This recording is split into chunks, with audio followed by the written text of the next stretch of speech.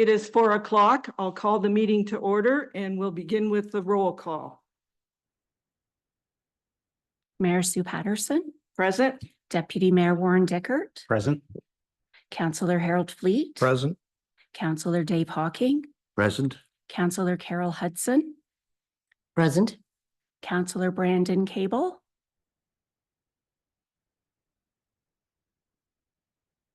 it does not look like Councillor Cable has signed in yet. Councillor Susan Sackle. Present. Thank you, Vicki. I'll begin with the land acknowledgement.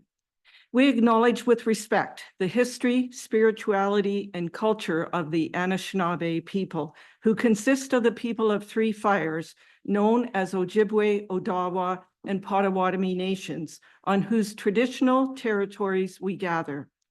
We recognize the Chippewas of Saugeen and the Chippewas of Nawash, now known as the Saugeen Ojibwe Nation, as the traditional keepers of this land. So welcome to our Finance Committee meeting for Monday, December 9th, 2024. Good afternoon, Council, staff, guests, the viewing public, and the media. Council, does anyone have a disclosure of pecuniary interest or a conflict of interest? Deputy Mayor Dickert. Thank you, Your Worship. Item number 6, staff reports, the budget discussion. Any portion of that that would pertain to the Hanover Police Service, I would declare an interest in that, as I have a family member employed by the Hanover Police Service. And I would further ask that the Hanover Police budget be voted on separately from if we get to that point tonight. Thank you. Very good. And of course, if conflict should arise during the meeting, you may declare it then also. Item 4 on the agenda is additions or deletions, and we do not have any. Item 5 is delegations, and our first one is the downtown improvement area, and we have JD Lyons to present that budget. Welcome, JD.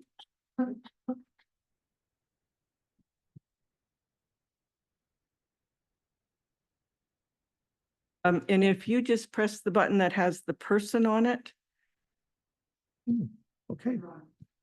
Anyway, I'm here to answer any questions you have for the DI relating to their budget.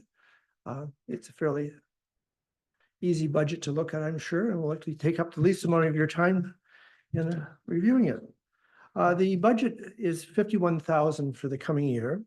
That's a 2% increase over last year. The board felt that was significant enough for it to create for the new year, and certainly give our members a pretty good break on their taxes. Otherwise, the income is from bank interest as well as a grant from the town towards flowers in the amount of $6,000, giving us a total budget of $65,500. When you go down to some of the expenses, there's about 3 things that make up a large portion of our budget, and that's promotion and advertising at $20,000. The flower box maintenance at $19,000. This year we have a couple extra $1,000 because of the replacing of the baskets, both the metal containers as well as the liners. We are still contributing to the downtown revitalization, and we put $3,000 into that part of it. Administration is approximately $14,000 budgeted for this coming year. We will have a reserve, going into reserve of about $1,500. And that is basically a great deal of the budget as it stands there. If there's questions, I believe you have a copy of the promotion budget. Some of the things that, a couple of the well-received promotions are the Shop and Win, of which we do over Christmas and in the spring. Our large part of that promotion budget goes to Christmas at some $4,300. This is done in coordination with the Chamber of Commerce, which we partner with for many years. And that relationship has worked out very well. It supports both the DIA as well as the members who are outside of the DIA. So it's an excellent relationship we have. And then we have the secretary who does both Chamber and DIA, which again makes it very economical and an excellent situation there. So that is basically it. I would answer any questions if you have. Thank you, JD. Are there any questions, comments? A very straightforward budget, as you said. Thank you for coming out to present it, Very JP. good. Pleasure. Thank you.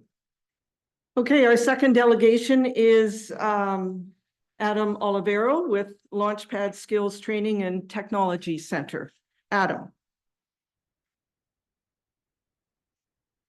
Thank you very much, Your Worship. Just give me a sec to get my laptop connected over here.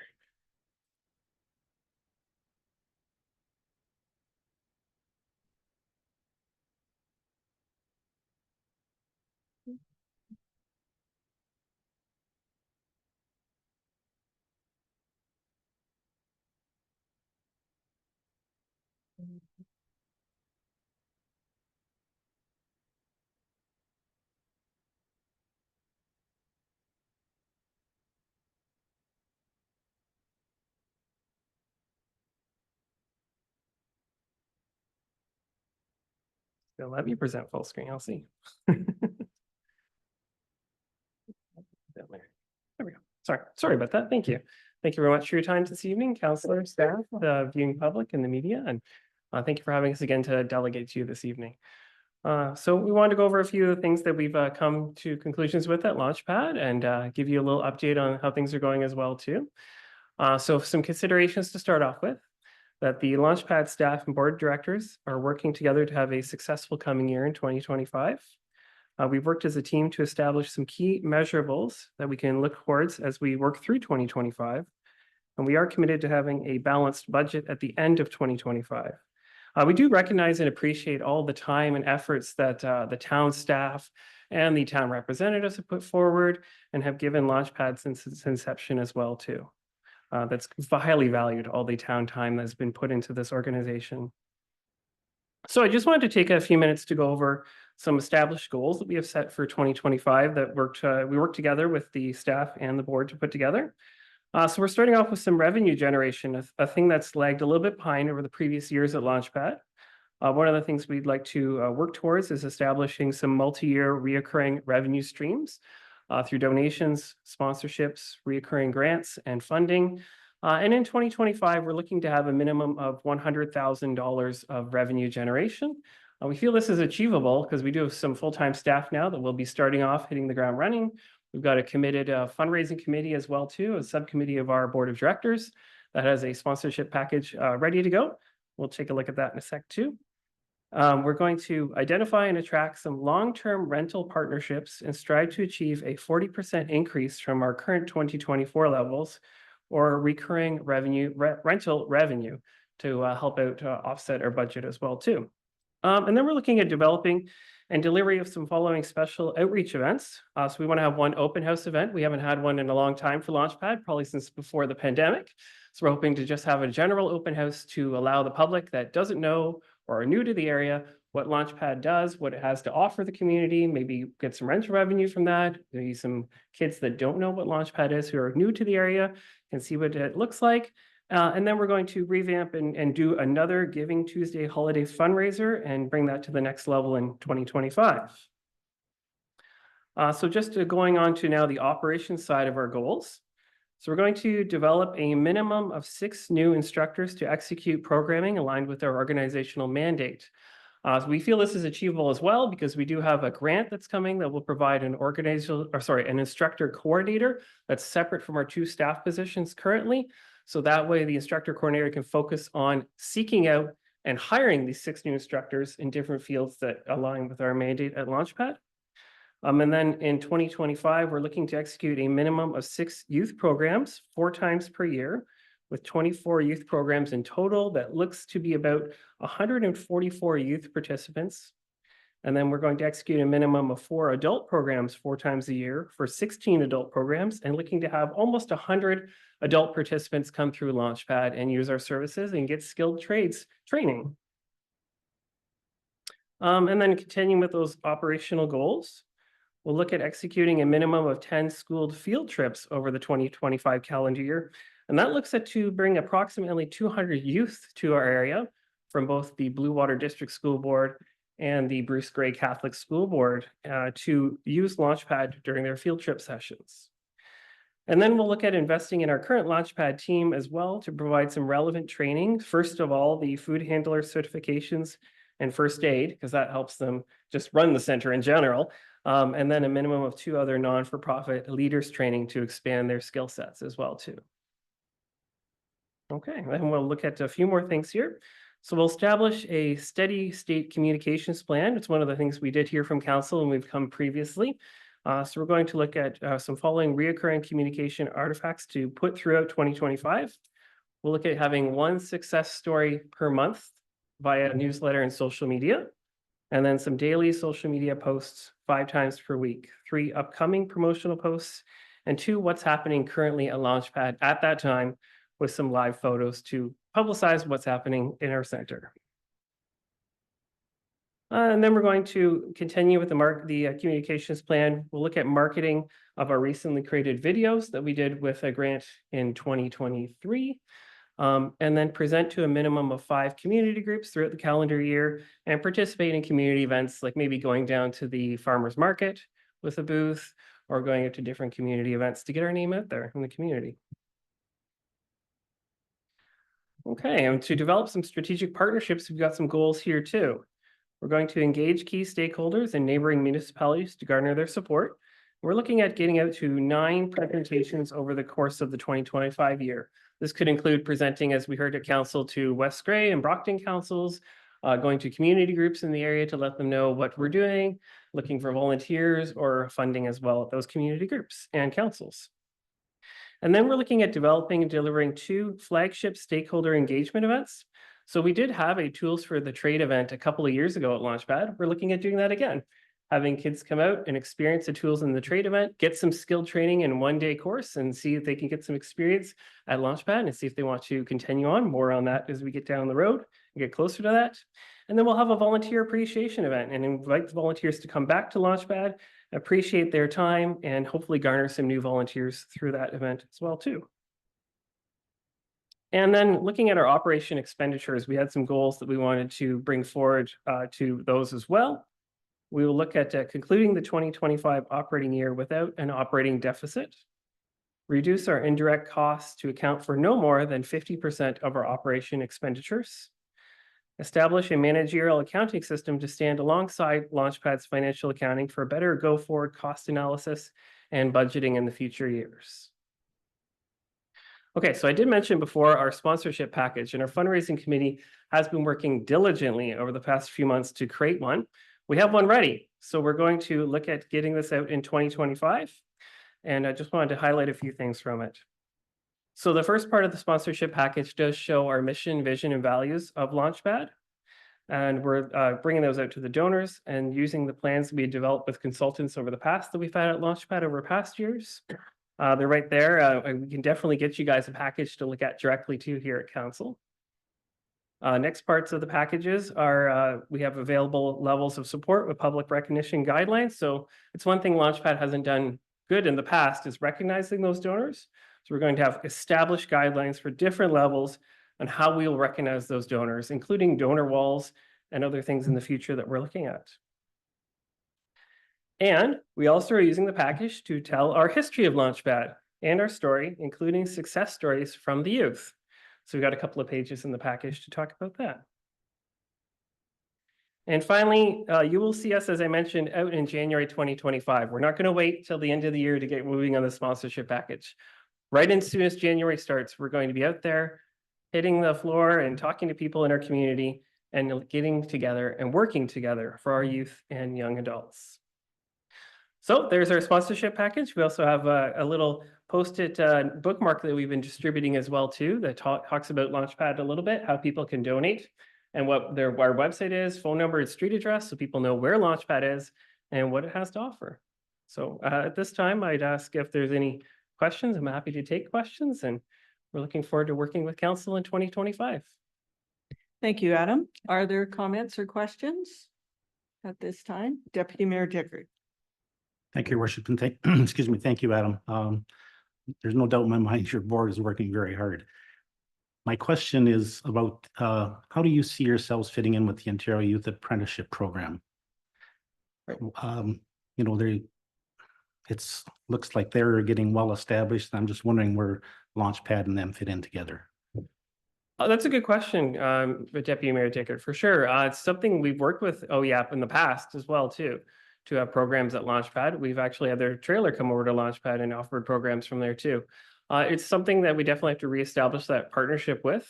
I know Justin Graham does a great job at our local OYAP coordinator, too, and we would be reaching out to look to work with him more and fit the partnership together with OYAP. Like I said, we've worked with them in the past before to have stuff come to the Hanover site, especially like after school times and times when kids maybe missed it during school. So we've opened the Launchpad site in the past to have OYAP programs actually run at Launchpad in the evenings too.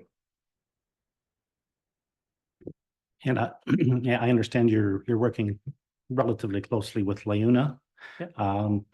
But I understand that they've actually bought some property and are in the midst of establishing their own administration and training center. What effect is that going to have on you?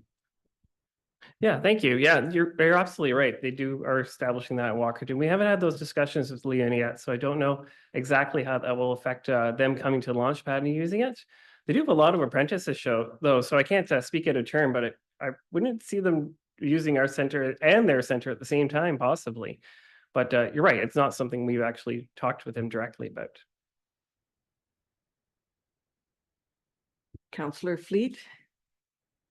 Thank you, Your Worship, and thank you, Adam, for your report. Just going back in your presentation there, you mentioned grant funding. Did you receive any grant funding that we're not aware of? Just in your conversation, you mentioned grant funding. Right. So I think you're referring to the Structure grant that we have a coordinator coming. So we did receive rural economic and development funding for that. That has been approved and it's coming to us in January. So we already are in the process of getting out there and hiring this Structure coordinator, and they'll be with us for the whole calendar year of 2025. So yes, we do have that. Is that something you can share with us, the amount of grant money you received?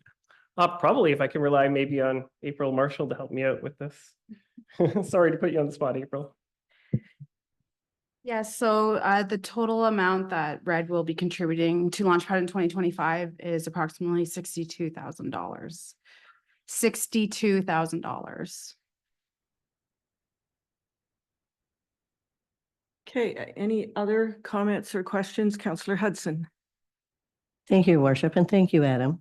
Just question regarding your fundraising subcommittee.